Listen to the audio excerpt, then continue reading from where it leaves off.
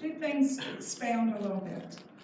And with singing, we've sung different songs throughout the school year, and we try to get a little bit of history behind the song, the meaning, the author, whatever.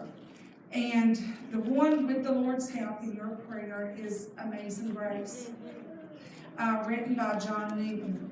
And with the young people's help, they're going to hit on certain key points of John Newton's life. Because what is so amazing, at one time, this beautiful song, Amazing Grace, he was a captain of a slave ship at one time. And it shows what God can do to a person who is willing to give them his life. But I remember about 7 years old, I'm at that age where I'm catching myself, I remember. But my great-grandmother, who was the godly patriarch of our family, and now I being a grandmother, first time, and those of you that are grandparents, the greatest heritage that you could ever leave your children, your grandchildren, or however God allows you to live, to see the fruit of your loins, is a God-fearing, Bible-believing Christian sold out to the Lord. Yeah. Because I look at this at the patriarch of our family. I remember at 7 years old going into Mama's house. We went to Mama Burr's house every Sunday after church for Sunday dinner. But regardless of what day of the week you went in, I assure you, before you left that house, you heard my grandmother singing, humming, praising praises to the Lord. And one of her favorite songs to sing was Amazing Grace. In the hymnal book 57, page 57, that red back book, hymnal book. And as a child, you know, it was like, Mama, thinking what they're saying, that Mama, is there anything else? You know how to sing. You know, but as the Bible tells us, as a child, you speak as a child. You behave as a child. But as you get older and you become a man or woman, it's time to put away childish things. But the point in my life when I truly no longer, I know who the Lord is, but I fell in love with the Lord. I fell in love, and there's a huge difference. But when I fell in love with the Lord, one of my favorite songs is Amazing Grace. And I can remember back to my great-grandmother. But I thought, dear Lord, now I understand why. Because she fell in love with that amazing grace, Jesus Christ. She fell in love. And so that, the song blesses me, because now I'm in love with that amazing grace. And here at Paul Creek, we don't just talk it, but with the Lord and the Spirit of God's guidance, we live it. It's in our hearts. But just real briefly, in our hymn books in 57 of Amazing Grace, we have 4 stanzas, 4 verses. Well, John Newton, as you're going to learn from the young people, he had originally written 6 verses, 6 stanzas to Amazing Grace. Well, in our hymnal, we only have the first 3 verses that he wrote. The 4th verse, there is no documentation, author unknown, to when it was incorporated and when they published it, who decided we do these 3 and this 4th one here. Well, with the Lord's help and your prayers, the children are going to introduce you to some verses that are the originals that were taken out. But if you'll listen real closely, what is so beautiful from the first verse down to the 6th, and I say 7th, adding the 4th verse that's in our hymnal, it is awesome because it talks about coming to the saving grace, dealing with the walks of life of trials and tribulations, but hanging true to the Lord, coming to that death, be it the last breath or the rapture, and reigning with the Lord forever. So just being, pray, support, and enjoy.